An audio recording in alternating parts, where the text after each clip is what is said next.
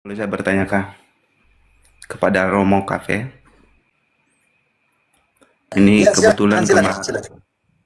begini Romo, kebetulan kemarin itu sebelum saya menikah sama istri saya itu istri saya itu Katolik. Mm-mm. Setelah menikah dia dengan saya, dia menjadi karismatik. Nah, yang saya mau tanya Romo begini, tentang Katolik kan saya nggak pahamnya gimana. Saya mau pengen tahu gimana Romo. Kan ada itu doa melalui doa kepada Maria.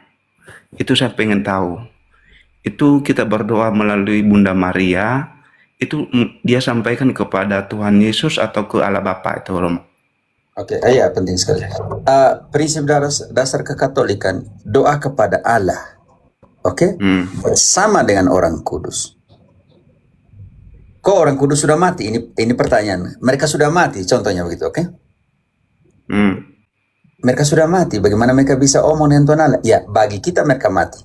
Tetapi lihat di Yohanes 11 ayat 25-26, mereka mati atau tidak di hadapan Allah. Oke Romo, Yohanes begini 11. Romo. Saya tahu alurnya kemana. Biarkanlah saya selesaikan gagasan. Kalau nanti ayatnya belum dibaca, engkau saya potong juga. Bagaimana? Oke. Oke, siap Romo. Yohanes 11 ayat 25. Jawab Yesus, "Akulah kebangkitan dan hidup. Barang siapa percaya kepadaku, ia akan hidup walaupun ia sudah mati. Dan setiap orang yang hidup dan yang percaya kepadaku tidak akan mati selama-lamanya." Percayakah engkau akan hal ini? Durlai, percayakah engkau akan perkataan Yesus? Bahwa Yesus bilang, akulah kehidupan dan kematian. Barang siapa yang percaya dan hidup di dalam aku, tidak akan hidup walaupun sudah mati. Percayakah engkau? Bagi kita, 100% saya percaya kalau perkataan Yesus Romo. oke, artinya di hadapan Allah mereka yang sudah mati ini mati atau tidak? Ini tubuh jasmani atau apa itu Romo? Saya tidak omong tubuh jasmani dan tidak. Saya omong, baca kembali ayat 25. Engkau dengar baik-baik di sini. Jawab Yesus, "Akulah kebangkitan dan hidup. Barang siapa percaya kepadaku, ia akan hidup walaupun ia sudah mati." Yang kau tanya tadi, mau pakai tubuh jasmani atau tubuh rohani, itu proses bagaimana mereka masuk di sana dan mengenakan tubuh rohani, tubuh spiritual. Pertanyaan saya, atau tubuh kemuliaan yang terminologi kitab suci, yang saya mau tanya di sini, bagi Allah, mereka di hadapan Allah hidup atau mati? Hidup. Ya, Hidup. oke. Artinya, kalau Allah bilang mereka hidup, kita tidak bisa mengatakan mereka mati. Mati. Oh, yang Ya. engkau makanya saya mau bantu. Engkau tadi masuk melalui tubuh kemuliaan, itu prosesnya bagaimana? Oke, karena tidak bisa masuk surga, tidak menjadi bagian dalam kerajaan surga, tubuh dan darah, daging dan darah, yang fana tidak bisa masuk ke sana. 1 Korintus 15 ayat 50. Yang satu siap Filipi 3 ayat 20-21. Masuk ke sana dengan cara seperti apa? Ini yang saya ikut sedikit bantu kau supaya bisa mengerti tentang tubuh kemuliaan. Kenapa tubuh kemuliaan? Karena tidak menjadi bagian dalam surga daging dan darah. 1 Korintus 15 ayat 50. 1 Korintus 15 ayat 50. Saudara-saudara, inilah yang hendak kukatakan kepadamu, yaitu bahwa daging dan darah tidak mendapat bagian dalam kerajaan Allah, dan bahwa yang binasa tidak mendapat bagian dalam apa yang tidak binasa. Oke, Romo, inti pertanyaan saya ini begini Romo.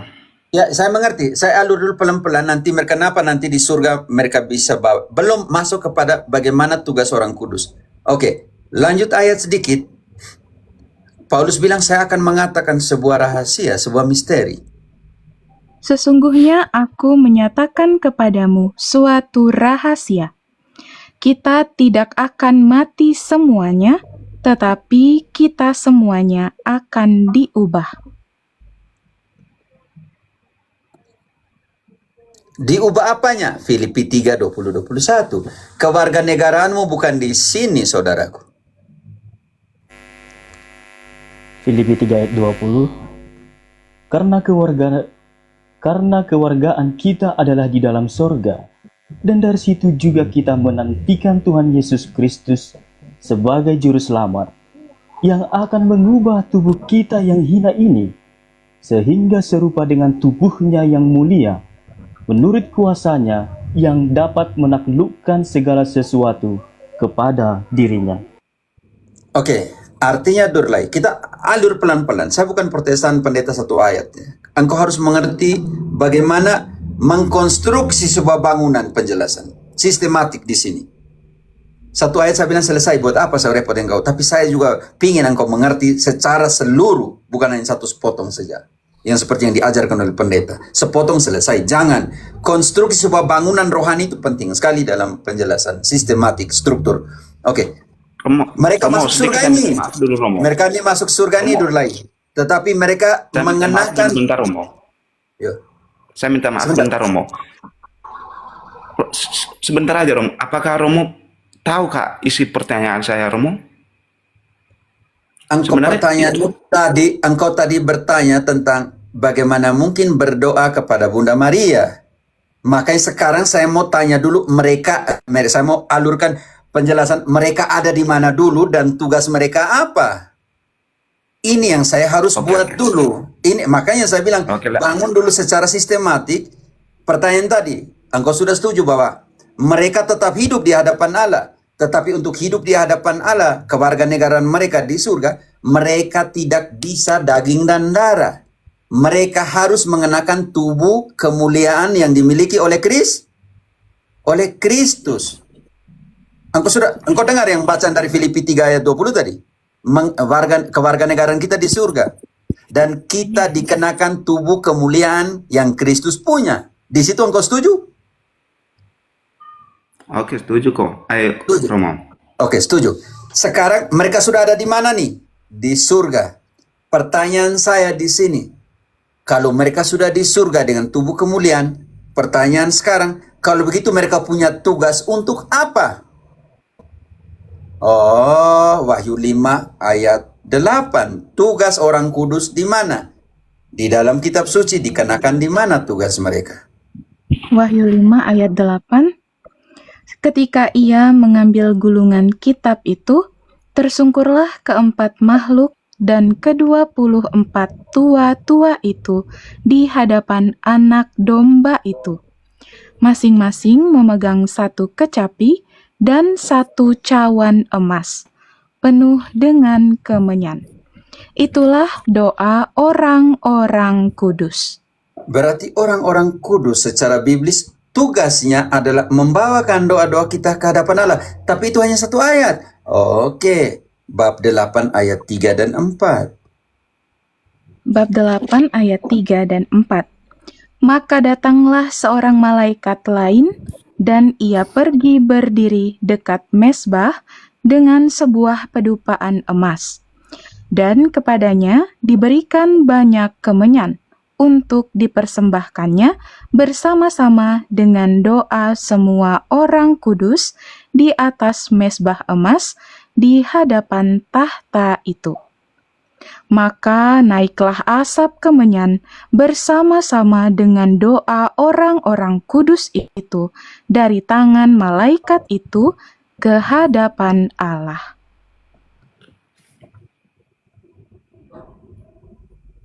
Artinya di situ tugas dari orang kudus membawakan apa, saudaraku?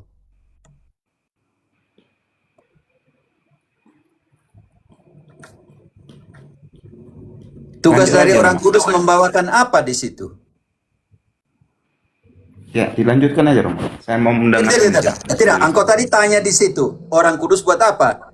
Sudah dijawab, tugas dari orang kudus membawakan apa di situ? Jujurlah dengan dirimu sendiri. Baca kembali ayat itu.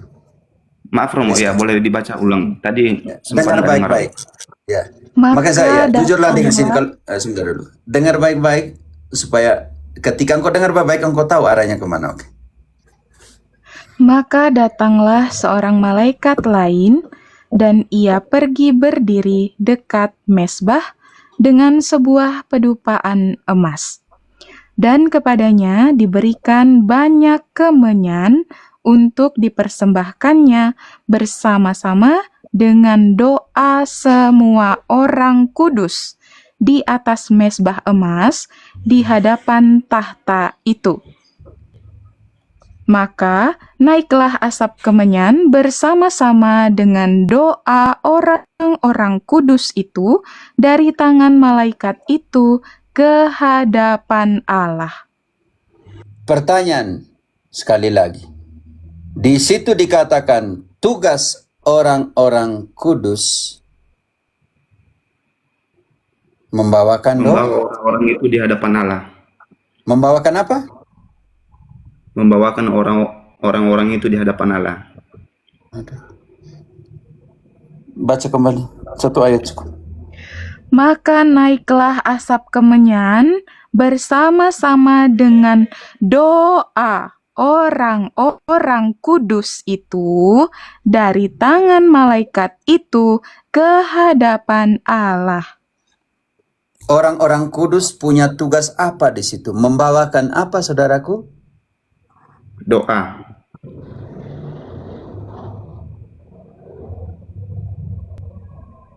Tugas, tapi mereka bilang, hai, kan mereka sudah mati. Tapi tadi engkau sudah jawab bahwa di hadapan Allah tidak ada orang mati. Buktikan di mana orang kudus, orang yang mati itu berbicara kepada Allah. Gampang. Bab 6 ayat 9 sampai 11. Bab 6 ayat 9. Dan ketika anak domba itu membuka meterai yang kelima, aku melihat di bawah mezbah jiwa-jiwa mereka yang telah dibunuh oleh karena firman Allah dan oleh karena kesaksian yang mereka miliki. Dan mereka berseru dengan suara nyaring katanya, "Berapa lama lagi, ya penguasa yang kudus dan benar, engkau tidak menghakimi dan tidak membalaskan darah kami kepada mereka yang diam di bumi?" Dan kepada mereka masing-masing diberikan sehelai jubah putih, dan kepada mereka dikatakan bahwa mereka harus beristirahat sedikit waktu lagi, hingga genap jumlah kawan-kawan pelayan dan saudara-saudara mereka yang akan dibunuh sama seperti mereka. Pertanyaan saya untuk Durlai. Kan mereka sudah dibunuh atau tidak tadi? Sudah dibunuh. Tapi mereka masih bisa berseru kepada Allah? Ya. Itulah intercesi orang kudus. Artinya, Allah itu adalah Allah orang hidup atau orang mati. Dalam Lukas 20 ayat 38, Allah bukan Allah orang mati. Berarti engkau orang Kristen, tetapi engkau berprinsip bahwa engkau mempunyai Allah orang mati. Kitab suci tidak omong itu. Di dalam Lukas 20 ayat 38, Allah adalah Allah orang hidup. Dibaca mau? Ya. Setiap ayat kalau disebut baca, tidak usah tanya lagi. Oke. Lukas 20 ayat 38. Ia bukan Allah orang mati, melainkan Allah orang hidup. Sebab di hadapan Dia semua orang hidup. Saudaraku, mereka tidak mati. Di hadapan Allah semua orang hidup. Karena mereka hidup dan kita hidup, maka kita adalah keluarga Allah. Rizka, Efesus 2 ayat 19, Robert siap 1 Timotius 2 ayat 1. Efesus 2 ayat 19, demikianlah kamu bukan lagi orang asing dan pendatang, melainkan kawan sewarga dari orang-orang kudus dan anggota keluarga Allah. Mereka sudah di sana dan kita masih di sini. kita semua adalah rekan sewarga dan anggota-anggota keluarga Allah. Sebagai anggota keluarga, tugas kita di mana? 1 Timotius 2 ayat 1. 1 Timotius 2 ayat 1. Pertama-tama aku menasihatkan, naikkanlah permohonan, doa syafaat, dan doa ucapan syukur untuk semua orang. Selesai. Naikkanlah doa syukur, doa syafaat, doa permohonan untuk semua orang. Durlai, engkau tahu apa itu doa syafaat? Maaf Romo, itu ayat berapa tadi itu tertulis di mana yang terakhir Romo? 1 Timotius 2 ayat 1. 1 Timotius 2 ayat 1. Engkau mengerti Oke. apa itu doa syafaat, Durlai?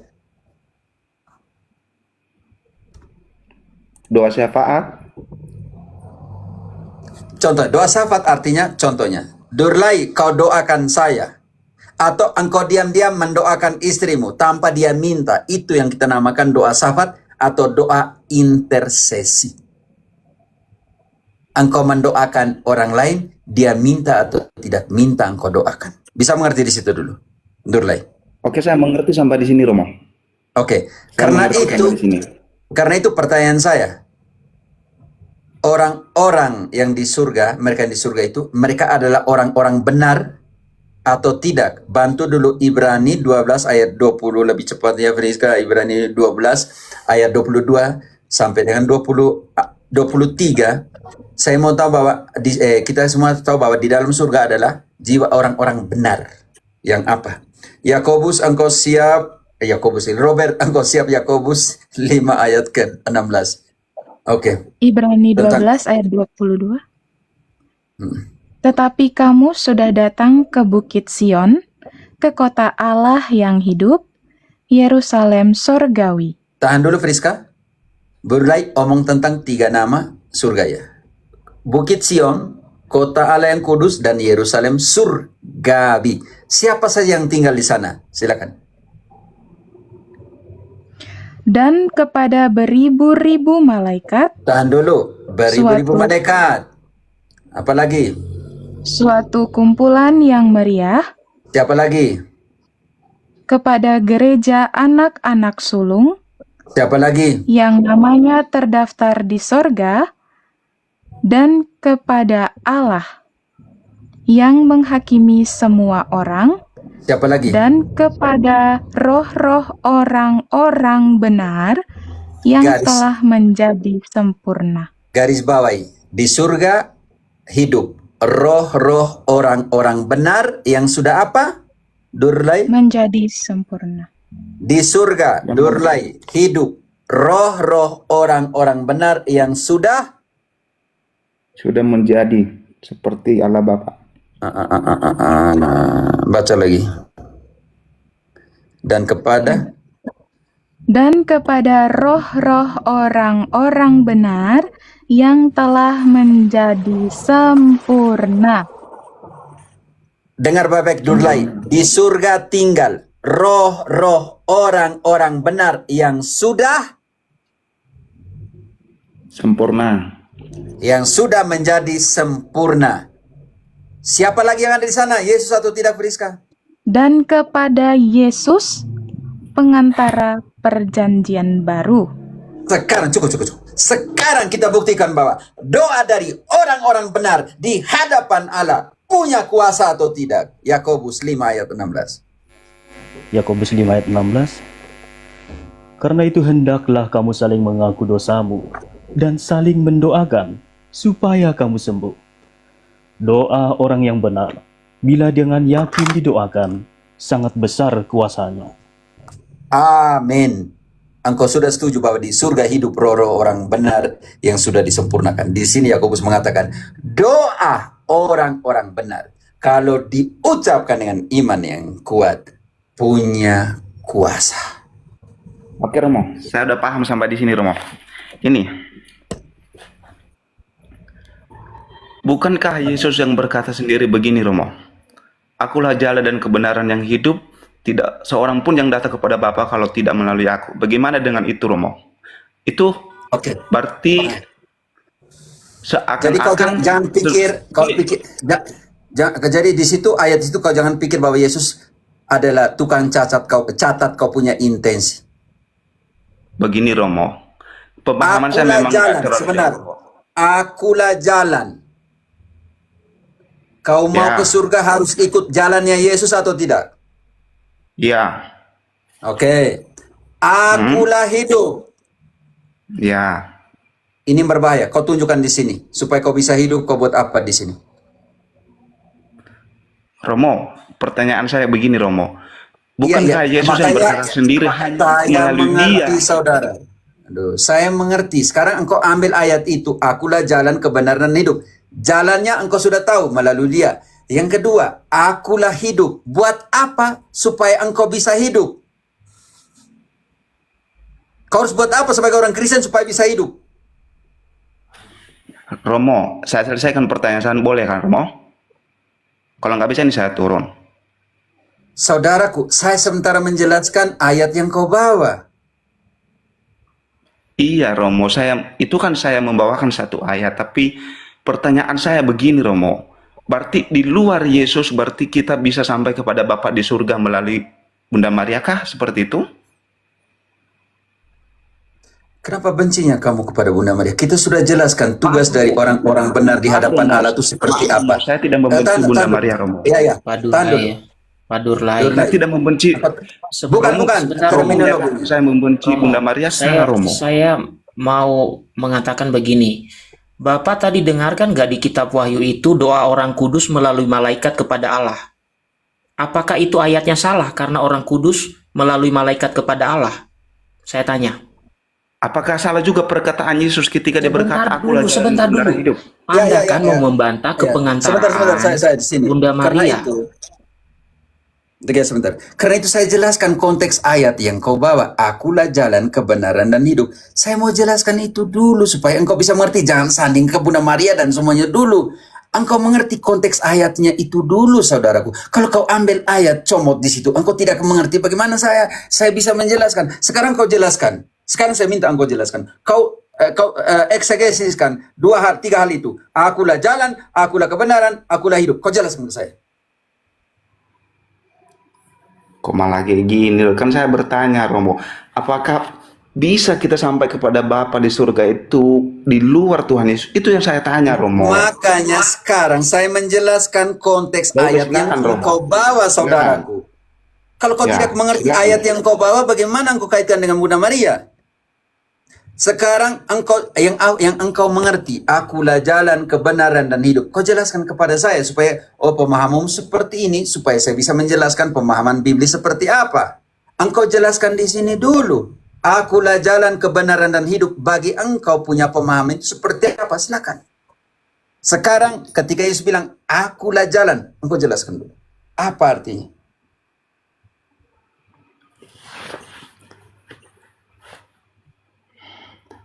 Kalau untuk Engkau menjelaskan, jelaskan. Karena engkau ambil ayat itu, maka engkau harus mempertanggungjawabkan. Dan engkau mensandingkan ke Bunda Maria. Bukan apalagi Bunda Maria dalam pengertian itu. Karena Yesus adalah jalan kebenaran hidup. Sekarang saya butuh engkau jelaskan. Apa artinya akulah jalan, akulah hidup, akulah kebenaran. Kau jelaskan itu kepada saya dulu. Supaya setelah, dia Begini, mengerti Rom. dulu konteks ayat itu atau tidak. Kalau tidak memang rusak. Kau jelaskan di situ dulu. begini Romo, maksud saya begini Romo, apakah kurangkah kalau melalui langsung kepada Yesus kita berdoa biar kita sampai kepada Bapa di surga itu Romo? Itu maksud saya Romo. Iya, saya butuh engkau jelaskan dulu. Akulah jalan, akulah hidup, akulah kebenaran. Supaya engkau bisa mengerti itu dulu. Kau jelaskan itu dulu. Maaf Romo, kalau ilmu saya belum. Bukan soal engkau punya ilmu. Soal yang kau pahami Ya. itu dulu tentang itu. Tetapi tentang kau kaitkan dengan Bunda Maria, kau punya ilmu. Tetapi untuk ini kau tidak bisa jelaskan, kan jadi lucu. Gini, saya buat simpel ya, Pak Durlai. Tadi kan Anda menawarkan yang namanya ayat tadi ya, tuh sebagai penegasan untuk argumentasi Anda. Akulah jalan kebenaran dan hidup, kata Yesus. Itu kan. Nah, sekarang yang Romo pintakan itu adalah tolong terangkan artinya jalan apa, artinya kebenaran Oke. apa, artinya hidup itu apa. Itu dulu. Oke, begini Karena Romo. tadi yang membawa dalil Pemahaman saya itu, Romo ya. nah langsung silakan terangkan. Oke. Akulah jalan dan kebenaran. Kalau pemahaman saya pribadi ya Romo ya. Akulah jalan dan kebenaran yang hidup, berarti melalui dialah kita sampai kepada Bapa. Melalui Yesus.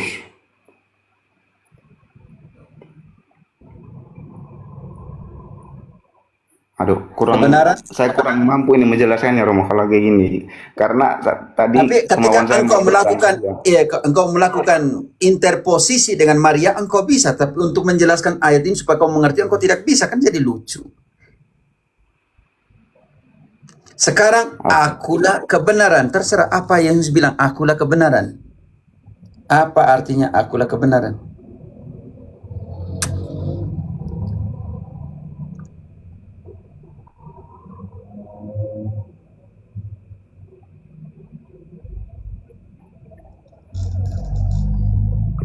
Kalau ditanya balik, kalau kayak gini lah Romo diturunkan aja lah. Saya mau bertanya malah ditanya Jangan, balik. karena saudaraku, engkau ambil ayat supaya engkau mengerti ayat yang engkau ambil supaya sandingkan dengan Bunda Maria. Jangan hanya engkau tahu ambil ayat ini, konteksnya Yesus punya, lalu engkau kontraposisinya kepada Bunda Maria. Apa ada sih ayat itu ada hubungan dengan Bunda Maria atau tidak? Di manakah analisa teologis di situ tentang akulah jalan kebenaran dan hidup? Yang ini makanya ketika engkau ambil suatu ayat, engkau harus mengerti ayat itu berbicara tentang apa. Ini yang saya maksudkan di situ, supaya jangan lari dari konteks dari ayat itu. Ketika Yesus bilang, akulah jalan, karena dia adalah satu-satunya.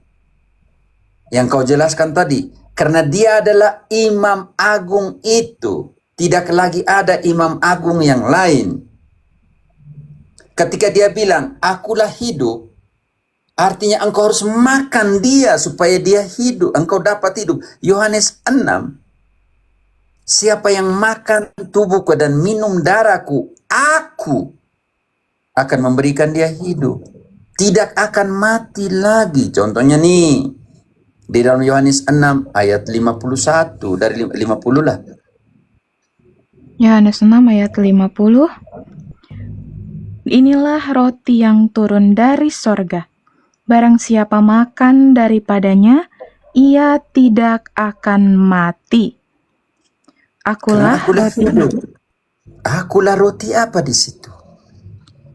Akulah roti hidup yang telah turun dari sorga. Jikalau seorang makan dari roti ini, ia akan hidup selama-lamanya. Dan roti yang kuberikan itu ialah dagingku, yang Karena akan engkau kuberikan. makan dagingku itu, untuk apa kau makan itu? Yang akan apa, Yang- Friska? Yang akan kuberikan untuk hidup dunia. Ayat 54.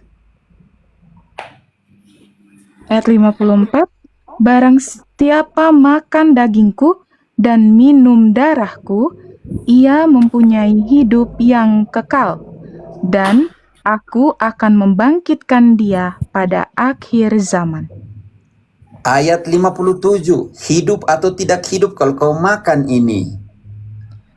Sama seperti Bapa yang hidup mengutus aku, dan aku hidup oleh Bapa, demikian juga barang siapa yang memakan aku akan hidup oleh aku. Kalau kau tidak makan dia, kau tidak akan hidup. Makanya dia bilang, akulah hidup. Kalau kalian tidak makan tubuhku dan darahku, bagaimana kamu bisa hidup?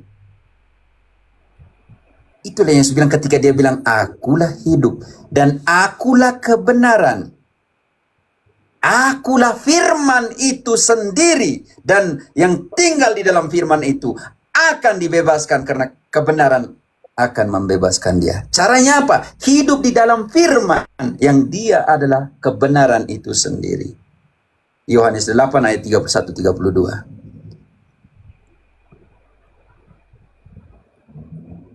Yohanes 8:31. Maka katanya kepada orang-orang Yahudi yang percaya kepadanya, jikalau kamu tetap dalam firman-Ku, kamu benar-benar adalah muridku. Kalau kamu Dan- mau hidup dalam kebenaran, maka kamu harus tetap di dalam firman-Ku. Lanjut. Dan kamu akan mengetahui kebenaran, dan kebenaran itu akan memerdekakan kamu. Akulah firman yang benar itu. Karena itu, Durbai, ketika engkau ambil ayat ini dan buat kontraposisi kepada Bunda Maria dan Orang Kudus, tidak punya korelasi. Itu yang saya mau jelaskan kepada engkau. Makanya ambil ayat lain supaya punya korelasi dengan Orang Kudus.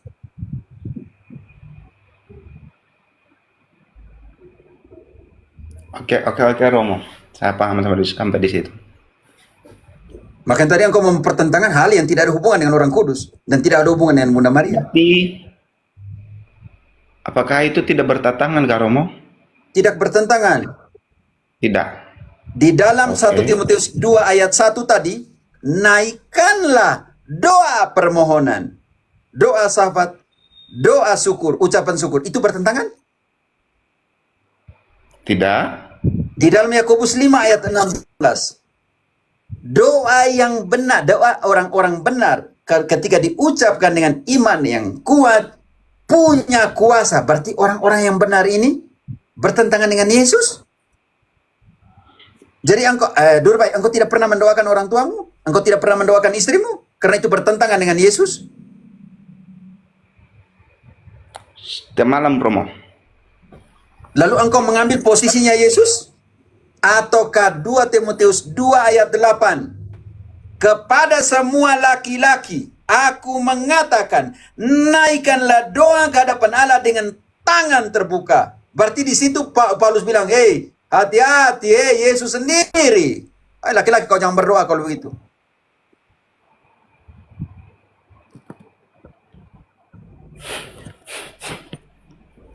Tidak ketemu kan 1 Timotius 2 ayat 8? Oke, saya baca dong. 2 Timotius 2 ayat 8. Ingatlah ini, Yesus Kristus yang telah bangkit dari antara 1 orang mati. Timotius. Saya salah. Oke, Rom. 1 Timotius 2 ayat 8.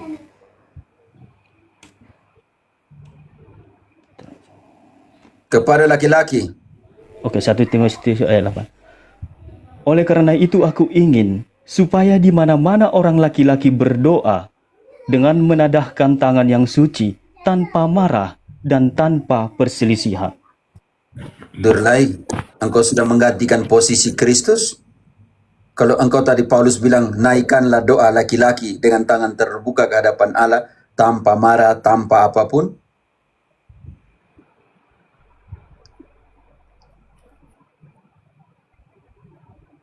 Jadi mulai dari sekarang, kalau engkau berdoa untuk orang lain, engkau sudah mengambil posisinya Kristus. Oke, karena itu, Berdoa bagi orang lain, Romo. iya, karena itu yang namanya doa intercesi, saudaraku. Itu yang doa syafaat. Brother, bantu dulu. Apa itu doa syafaat menurut Kamus Besar Bahasa Indonesia? Engkau berdoa untuk orang lain atau tidak? Tunjukkan di situ. Oke. Daripada engkau bilang doa untuk orang lain, tapi engkau tidak mengerti doa syafaat artinya apa? Ya, oke. Saya langsung buka KBBI online ya. Oke. Ini saya ada KBBI online.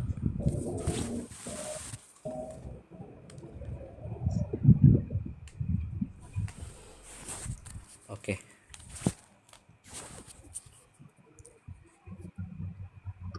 Durlai, engkau pernah minta doa, pendeta doakan saya? Engkau pernah minta?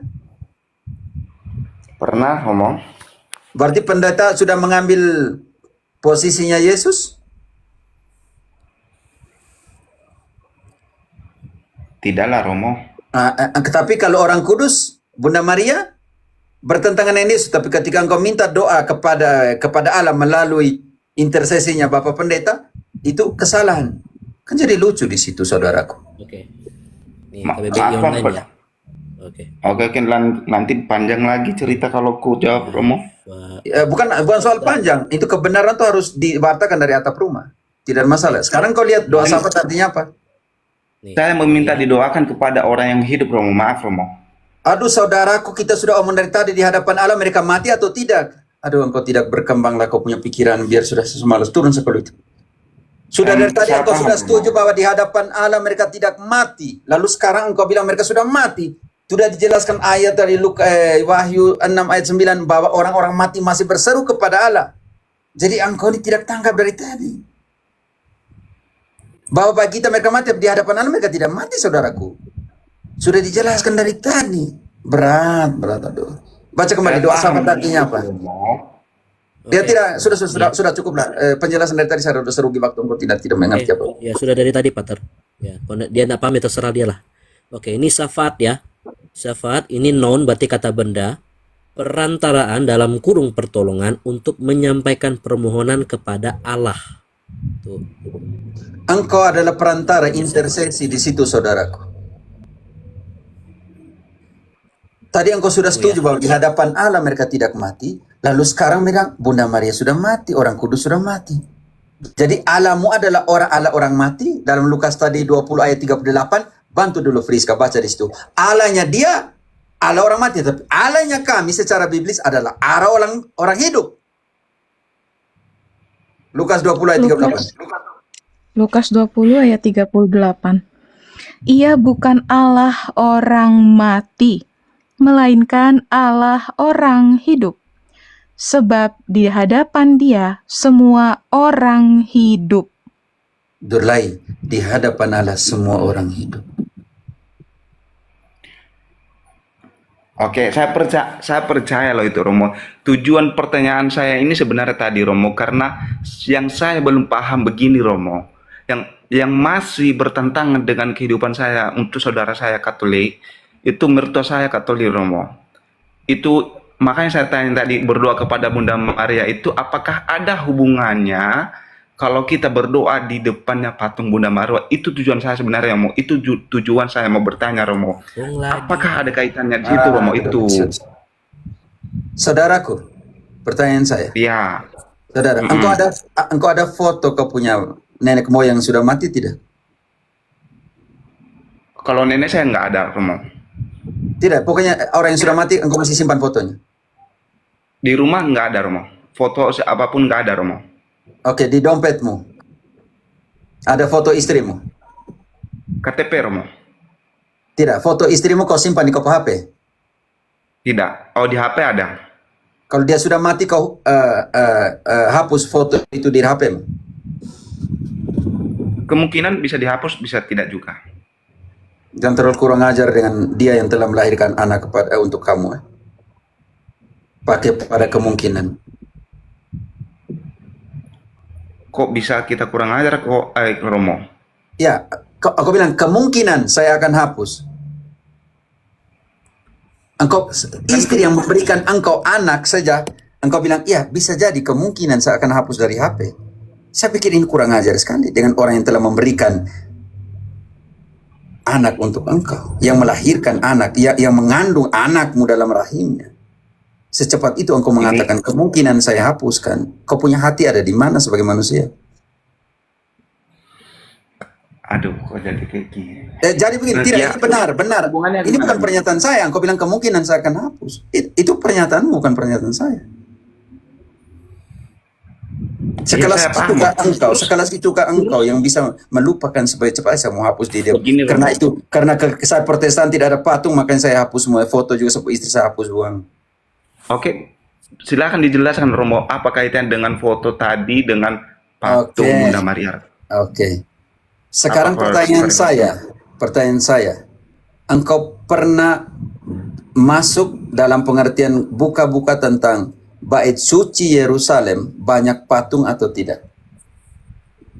Saya belum pernah ke sana, Romo, tapi saya lihat di sosmed. Iya, maksud saya di sana tidak ada bait suci lagi. Pertanyaan saya, engkau pernah baca di dalam kitab suci bahwa di bait suci Yerusalem begitu banyak patung atau tidak?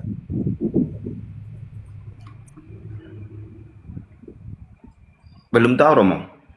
Engkau mau tahu di Yerusalem dari pintunya sudah ada patung? Engkau mau tahu di bait suci dari pintunya sudah ada patung? Dan orang Yahudi tidak bilang itu penyembahan berhala.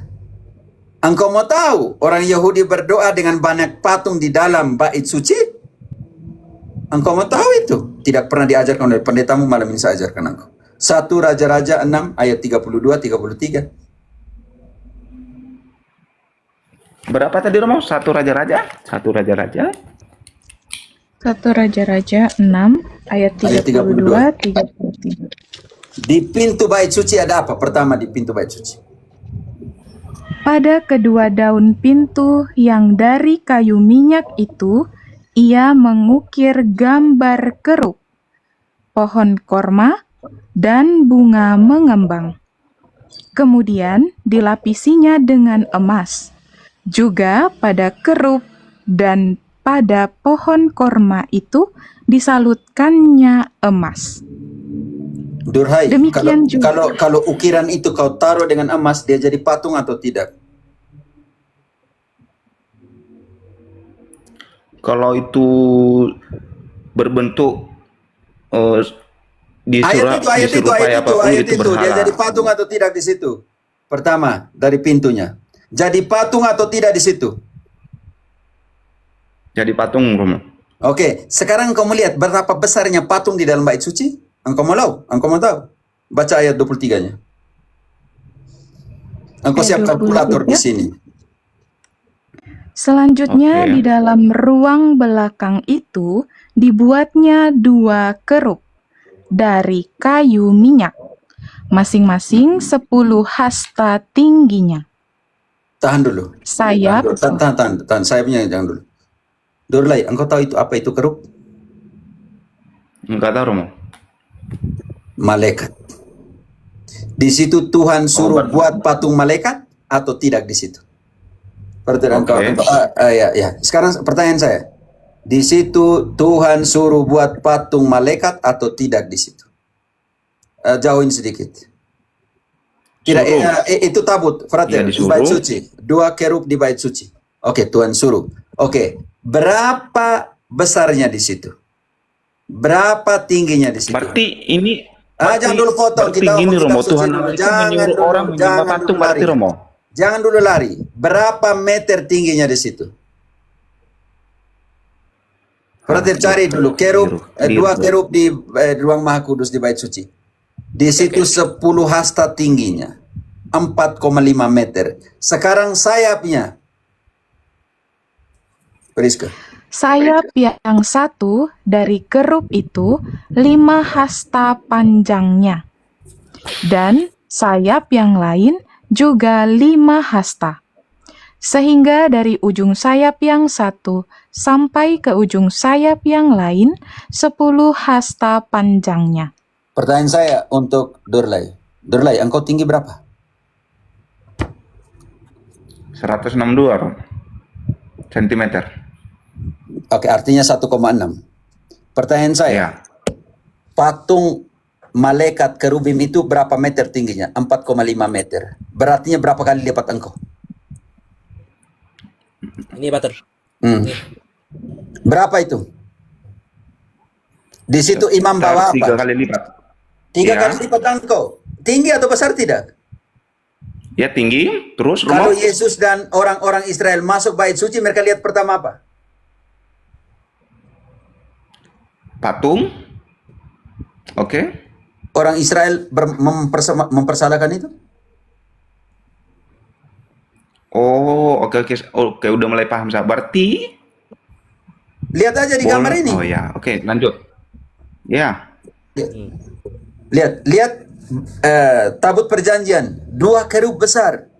Di situ di mana imam besar melakukan penyembahan kepada Allah dengan mengorbankan pada hari Jom Kippur di depan tabut itu di hadapan 4 kerubim, karena di tabut perjanjian di dalam Keluaran 25 ayat 18 Tuhan suruh buat 2 kerubim penutup tabut perjanjian. Berarti di situ ada berapa patung kerubim? 4, saudaraku. Dan orang Israel tidak mengatakan itu penyembahan berhala, penyembahan patung. Karena penyembahan penting sekali, harus punya 3 unsur, saudaraku, yaitu imam, korban, dan altar. Pernahkah engkau lihat istrimu yang Katolik di depan patung dia buat altar, dia bunuh binatang, dan dia makan ayam itu atau babi di depan patung itu? Tidak. Tidak, karena itu kita sandingkan. Kalau begitu, penyembahan berhala dalam kitab suci itu seperti apa? Berhala dalam kitab suci itu apa? 1 Tawarik 16 ayat 26. Berhala dijelaskan sebagai apa? 1 Tawarik 16 ayat 26. Sebab segala ilah bangsa-bangsa adalah berhala, tetapi Tuhanlah yang menjadikan langit. Sekarang ilah bangsa-bangsa adalah berhala. Contoh, kita ambil contoh. Musa sedang di Gunung Sinai. Di dalam Keluaran, Friska lanjut sedikit di Keluaran tadi, oke, atau Robert. Di dalam Keluaran 32, ketika Musa naik, ayat 1-nya, naik ke Gunung Sinai, orang Israel mengeluh di bawah. Coba kita buktikan di sini. Keluaran 32 ayat 1. Ketika bangsa itu melihat bahwa Musa mengundur-undurkan turun dari gunung itu, maka berkumpullah mereka mengerumuni Harun dan berkata kepadanya, "Mari, buatlah untuk kami ilah yang akan berjalan di depan kami, sebab Musa ini orang yang telah memimpin kami keluar dari tanah Mesir. Kami tidak tahu apa yang telah terjadi dengan dia." Oke, ayat 2. Mereka kumpulkan apa buat patung? Ayat 2. Lalu berkatalah Harun kepada mereka, "Tinggalkanlah anting-anting emas yang ada pada telinga istrimu, anakmu laki-laki dan perempuan, dan bawalah semuanya kepadaku."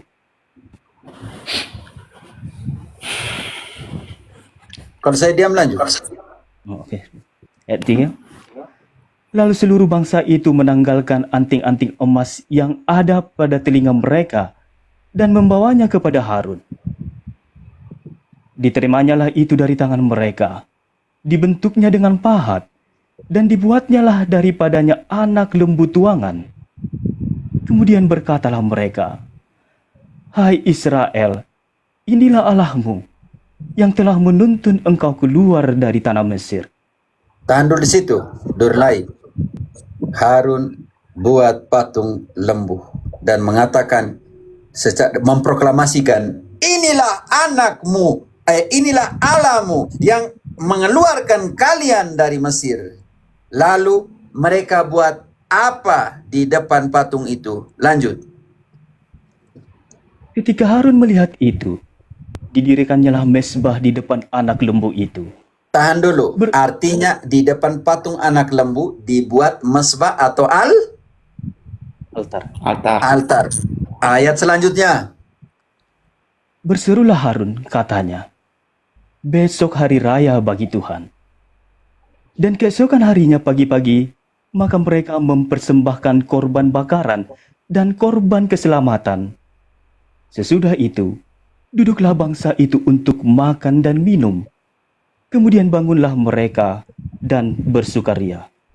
Durlai, mereka buat patung, buat mezbah, dan korbankan binatang, dan taruh darah di atas altar di depan patung berhala itu. Itu yang namanya penyembahan berhala.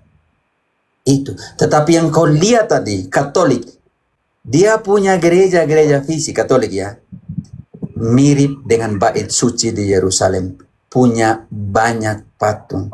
Itu bukan penyembahan berhala. Karena penyembahan berhala artinya engkau lihat istrimu yang Katolik di depan arca atau patung Bunda Maria atau Orang Kudus, dia buat altar, dia bunuh ayam, binatang, apapun, dan dia makan binatang itu di depan patung itu. Itu yang namanya berhala. Itu namanya penyembahan berhala. Tetapi patung Tuhan suruh buat untuk taruh di bait suci di Yerusalem. Tuhan suruh di dalam Bilangan 21 ayat 8 dan 9. Tuhan suruh buat patung ular dan barang siapa yang melihat akan sembuh. Tuhan suruh buat patung kerubin.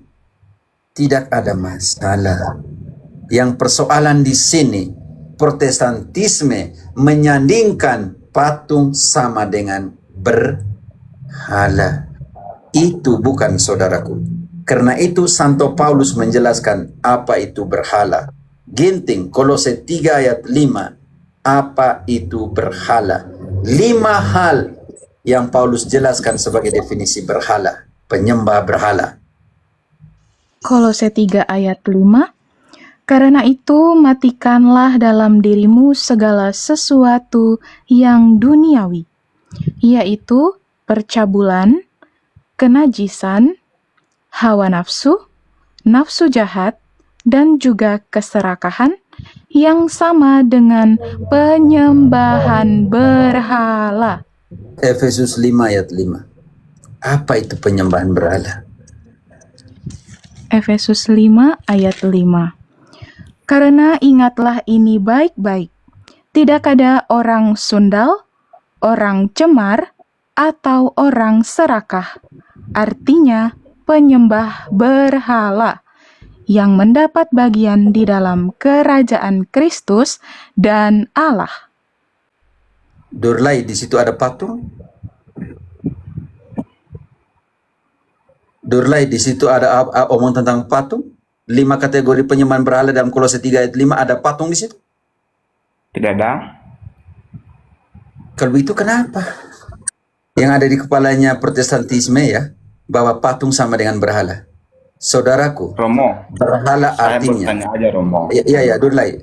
Saya ini pesan bukan untuk engkau, untuk semua Ya. Protestan yang selalu berpikir miring. Oke, kalau engkau bisa menjadikan istrimu berhala, kalau istrimu menggantikan posisi dari Tuhan dalam hidupmu, engkau bisa jadikan bola kaki sebagai berhala dalam hidupmu, kalau bola kaki menggantikan Tuhan dalam hidupmu.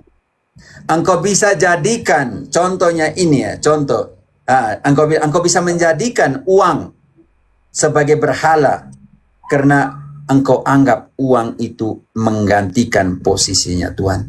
Itulah berhala, di mana sesuatu atau seseorang dijadikan orang atau benda yang menggantikan posisinya Tuhan. Itulah berhala. Engkau bisa menjadikan tubuhmu berhala karena engkau melupakan Tuhan dan memperhatikan tubuhmu.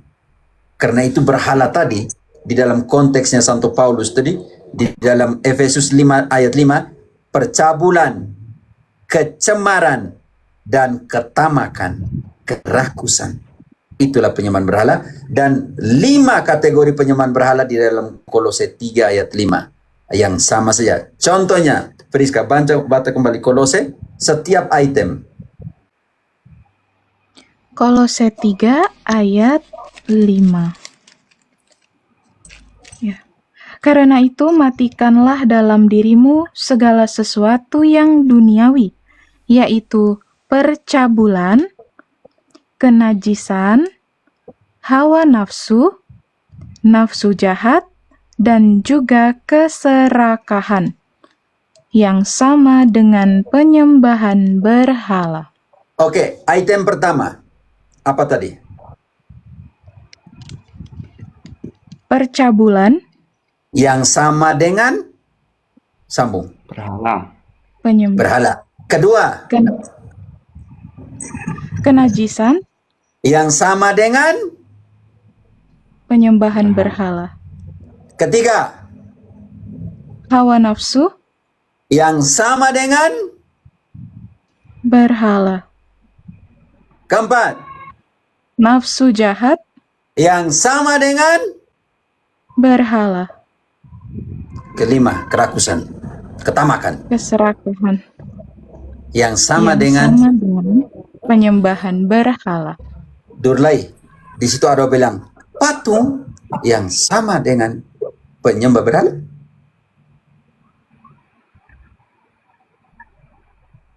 Di situ ada bilang patung yang sama dengan berhala. Tidak ada Romo. Oke. Selesai. Oke, gini, Romo. Bilangan itu. Iya, terlalu lama saya mana tahu yang lain mau bertanya. Nanti saya belajar lagi, nanti saya boleh naik lagi ya Romo ya kalau ada Selamat pertanyaan. datang. Ini tugasmu. Oke, saya lagi 15 menit. Oke. Bu Tanti sudah di sini cukup lama, Kak. Selamat datang, Kak. Pamit.